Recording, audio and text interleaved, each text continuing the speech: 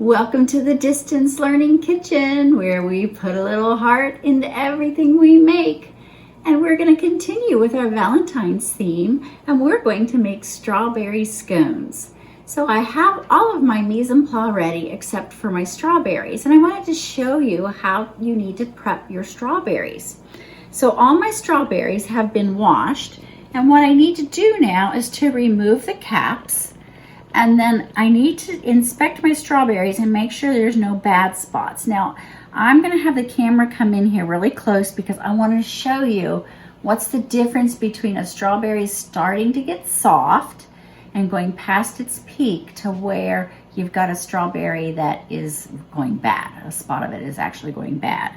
So if you look at the strawberry, I'm gonna go ahead and just pull the leaves off so that you can see. All right. I want you to see this, and then I'll show you how to cap it. But you can see right here where this strawberry is starting to get soft. Okay, it's obviously going past its optimum time for freshness, and you can see that it's got a little bit of give there. All right, so look at that. But then I want you to look at this one right here. This one, there's actually a color change occurring, and I hope you can see it from the camera. But it's actually turning kind of a yellowish color. This is mold.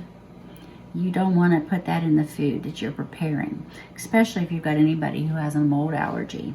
So you really want to be aware of that. Now, does this mean throw this whole strawberry away? Oh, heck no.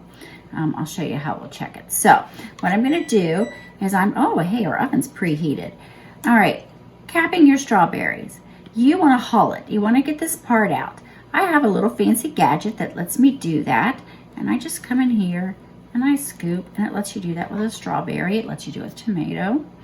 Makes it nice. Do I have to have this? No. I can use a paring knife and do the same thing. All right. This spot here on this one is fine. So all I'm going to do is just take my strawberry and I'm going to just cut it up into little tiny pieces. And I'm going to add it to my measuring cup. And my recipe calls for 1/2 cup of strawberries. All right. Now let's tackle this one over here that has that really nasty spot. All right, so the first thing I'm going to do is I'm going to hull it. And that's going to give me an opportunity to take a look inside and see if there's anything in there that I'm not liking. And everything looks good on the inside. It's just this one spot here that it's bad. So what am I going to do? I'm just going to cut that off. And I've got the rest of the strawberry. Now, I've just used this knife and I've removed that bad spot. If I possibly got this blade in that mold, then I'm going to transfer it onto everything else. So I'm going to go to my other paring knife. And I'm going to just go ahead and slice this. Actually, I'm doing a chop, right?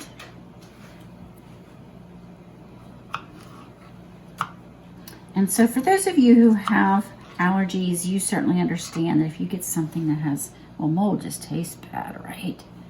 But definitely, oh, and there we go. We have some nice strawberries, and I'm going to just kind of push them down. And yeah, that's my 1/2 cup. All right, so I'm going to go ahead and get everything ready. And then we're going to get this show on the road now that you know how to wash and cap or hull your strawberries. And look for bad spots versus spots that are just soft from going past peak. We'll be right back. Hello. All right, so I'm going to go ahead and give a stab at this because my husband has to take care of something else. So I'm going to try to do the video and do the cooking here. So show me a little grace, okay, guys? So what do I have here? I've got some Bisquick. Again, you're going to find this recipe in our classroom online, so you'll be able to access this. Bisquick is a flour mixture that has some leavening agent in it, and it also has some shortening in it, so a fat. And this is already in here, and what I need to do is I need to add 1/4 cup sugar to this mixture, and they want me to give that a little stir, and so that's what I'm doing here, and just giving it a nice little stir. There we go. And getting it all mixed together. Okay, my cameraman's back, and he's in the video because I'm using the iPad. So hold on, guys. Okay, I think we got those little technical issues taken care of. Whoopsie. So now we're gonna add some butter. I've got the sugar mixed in here. Oh, let's get our cute little Valentine's rubber scraper and put this softened, unsweetened butter in here. And then we just need to mix this up. Using our pastry blender, we want to get the fat dispersed evenly into our flour mixture. So you can see right now, let me move that over, I have clumps. And then as I just keep bringing in the flour mixture, it helps break down the butter into little, like I always say, look for little pea-sized balls. And that's what you're looking for here. You're just cutting in your butter or the fat into your flour mixture. And that's gonna help with flakiness. Okay. And it's quite funny if you could only see what's going on in the background. Like, got a little audience here checking this out, which is always good because you're never too old to learn something new. Alrighty, so I think we've got that pretty well mixed in. I do want to give my little pastry blender a little wipe down. And what can you use if you don't have this? You need to think, guys, because we went over this at the beginning of the year. And I've got a person in the audience here who's got the answer. What would you use, Rosemary? A fork. Yes, she's right. She paid attention to her mom when she was in her gourmet foods class. Alrighty, so we've got that mixed up. The next thing I need to do is I need to take my eggs and I need to whisk them in here. So I'm going to take my eggs. Doesn't matter if you're using brown or white eggs. Remember, crack them on a flat surface.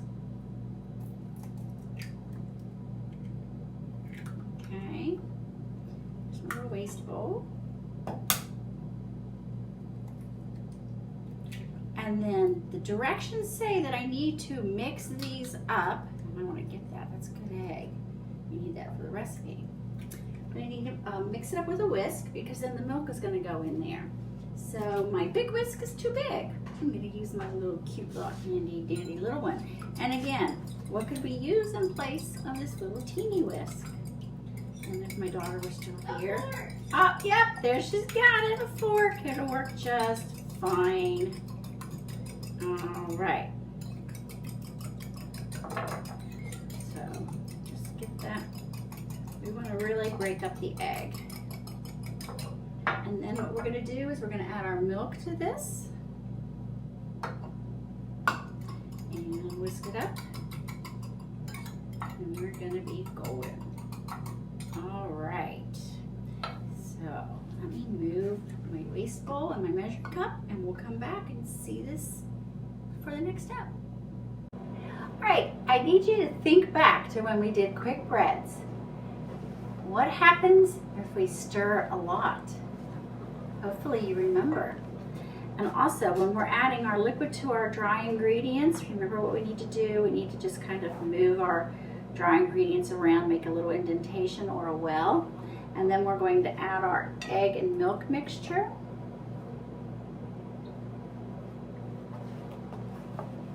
All right, and then we're going to just mix this until it's combined. We do not want to overmix. Remember, this is a quick bread, and so if you stir it too much, it's going to get tough and dry. We don't want to do that. We just need to mix this until our ingredients are incorporated. Alrighty. And so yeah, get under there, the bottom of your bowl, and get that Bisquick mixture and the sugar mixture and just give it a nice little stir. There we go. Because then our next step is to fold in our strawberries, and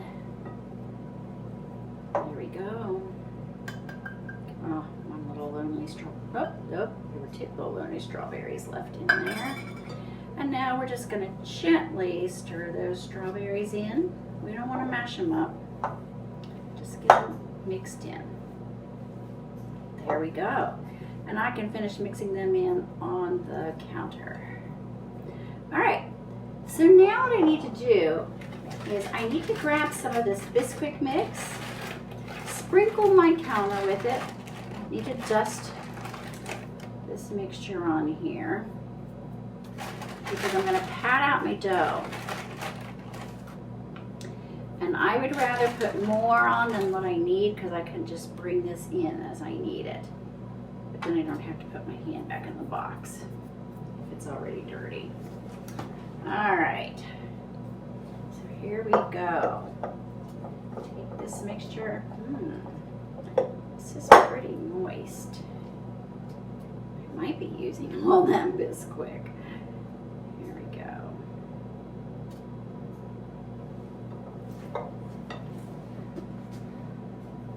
And yeah, I can tell right now this mixture, this is a little battery. It's like a little too much batter and not enough of a soft dough, like a biscuit that we would be rolling out. So yeah, I'm gonna be sprinkling a little extra Bisquick on here. Okay, here we go. So let me move that out of the way. Let me get my clean hand. Here we go. That will help. All right. Oh yeah.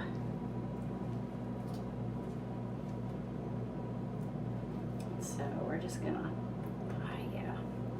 turn that into a soft dough instead of more of a batter. Or a drop of batter, we need a soft dough. Because we're gonna need to shape this. Here we go. And we wanna keep it about the same thickness. The dough, this is what we want, a soft dough. I just added some more Bisquick and just folded it in as gently as I could without really messing with the dough a lot because I do not want to over mix it.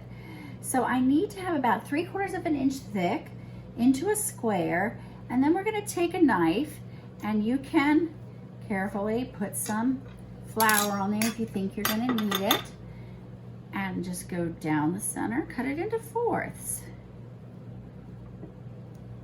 All right, now you can see that I have definitely some stick from the dough, which is a good thing because that means it's moist.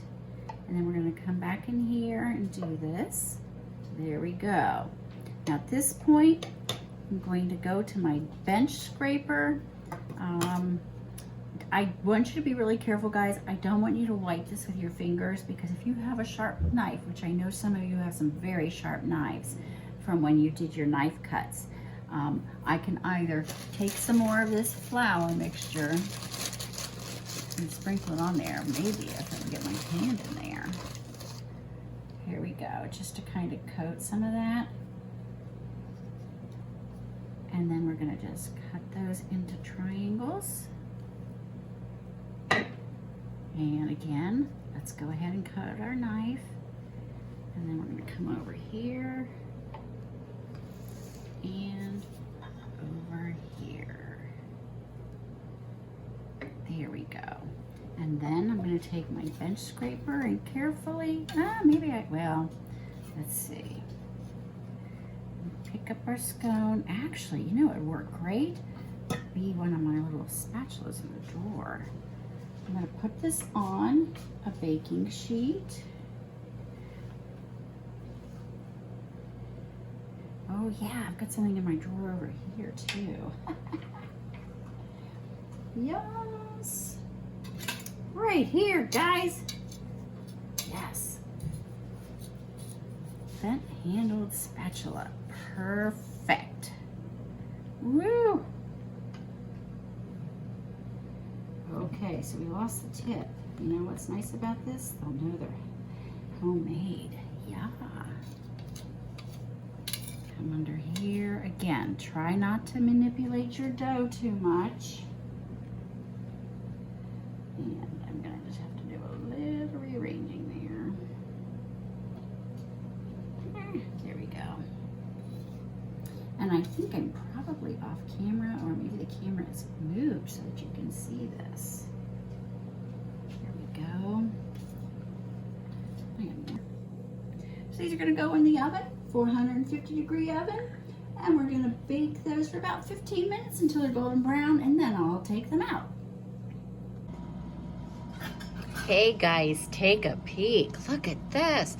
They're in the oven and they're rising. Oh yes, yummy, yummy. Look at these. Oh, yum. I just wish there was something called smell-o-vision and that I had invented it. Look at those. Okay, so I didn't get them quite spaced right. And you know, I hesitated about redoing my video because my dough wasn't right at the beginning. And then I said, no, I was gonna keep it the way it is because I've been cooking lots of years. Does everything turn out perfectly when I do it? No. When you start trying new things, is it gonna turn out perfectly every time? No. And you know what? It's okay. Did you enjoy the process? Are you making it for you or for someone that you care about? That's all that matters. All right, here we go. We're gonna let these cool and we're going to work on our glaze.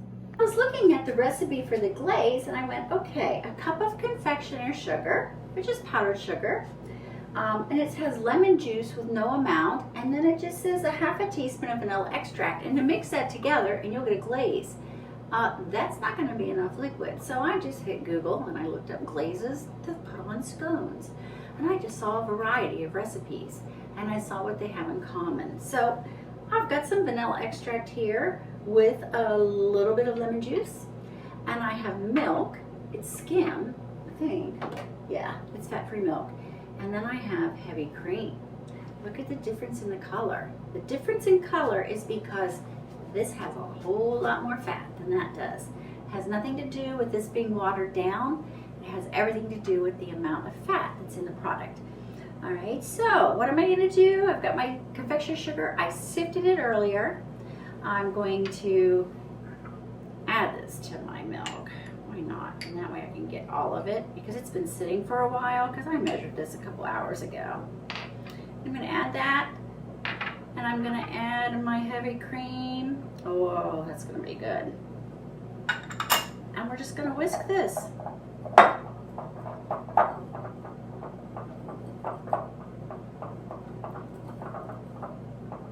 And as we do this, we're looking for a consistency that we can drizzle across our scones. It's not a frosting. We're not going to be putting frosting on these, but we're going to be putting a glaze. So scrape that down. Check that out. It's pretty good. Let me do that again. Okay, I think it's just a hair on the thick side, so I am going to add a little bit more cream, but I'm going to be careful in the way I do it. I'm not going to just pour it in the bowl. That would be a disaster for me, I think. I'd probably pour too much. And before I do that, I just want to tell you something about milk because we haven't studied it yet. All right, so this cream, as all milk, they have sell-by dates. And so this milk here says that it's sell by February 18. Now, this whipping cream says sell by May 3rd, 2021. Now, it's February what? February 11, right? Okay, May 3rd. It's not because this is heavy cream and that's milk.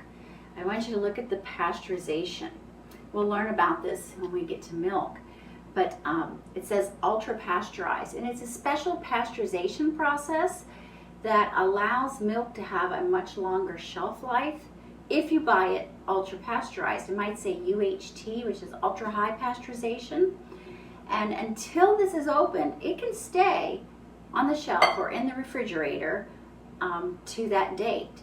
Now, as soon as this is opened, it's not going to last till May, so you need to understand that. So yes, I just opened this for this. So this is not going to hang around to May. If it hangs around to May, it's going to stink when we go to open it. It's going to have chunks of yuck in it, okay? It's going to really be bad. So, but I want you to just be aware of that. Look at those expiration dates on the milk products that you buy and see if it's ultra high temperature pasteurization or if it just says pasteurized. as this does, because this doesn't have that UHT pasteurization. All right, so let's get this to the consistency we need. I'm going to add just a little bit and mix it up. And oh my goodness, I can see a difference. And it's still too thick for me. I'm going to add a little bit more.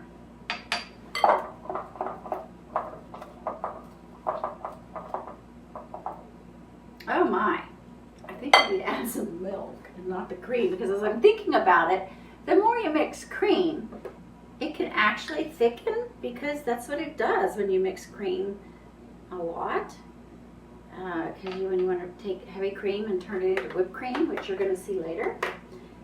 So yeah, maybe I need to use this for thinning down, whether it be 2% or whole milk. But oh yeah, this is definitely going to do the trick. Here we go.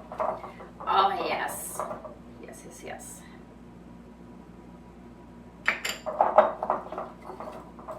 Oh yeah, here we go. Look at that. That's what we want, a nice little stream. All right, so here's our scones. I'm gonna go ahead and drizzle this on.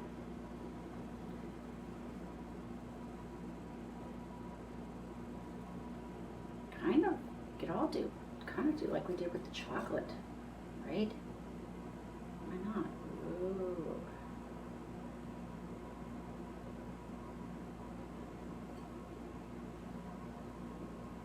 Get that nice little, there we go. Get the thick gloppy part, not there. Oh, that one looks great. So the more you do it, the better you'll get.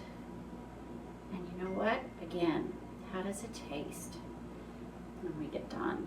What did you put into it? Did you do it because you care about somebody and you want to make them something nice?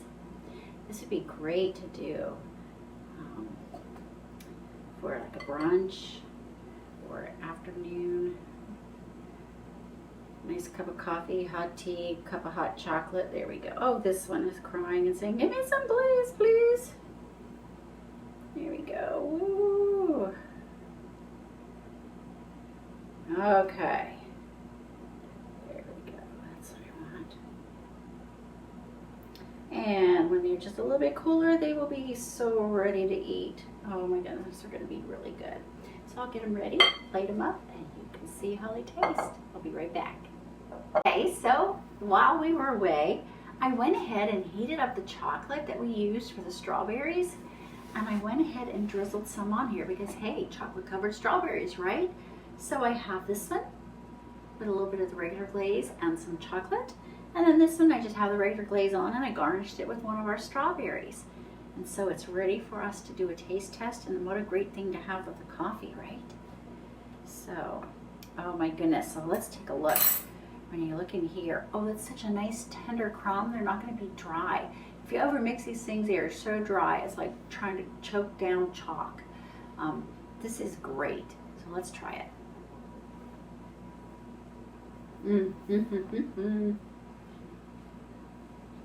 The perfect amount of sweetness is balancing this. They're not overly sweet because scones are not meant to be sweet. And then the strawberry flavor from the fresh strawberries are in here. Oh, nice texture. A nice soft texture, not dense, not dry. I really hope you make these guys. They are great. So enjoy, try it, make it for somebody, share it, and put a little heart into everything you make. Thanks, guys.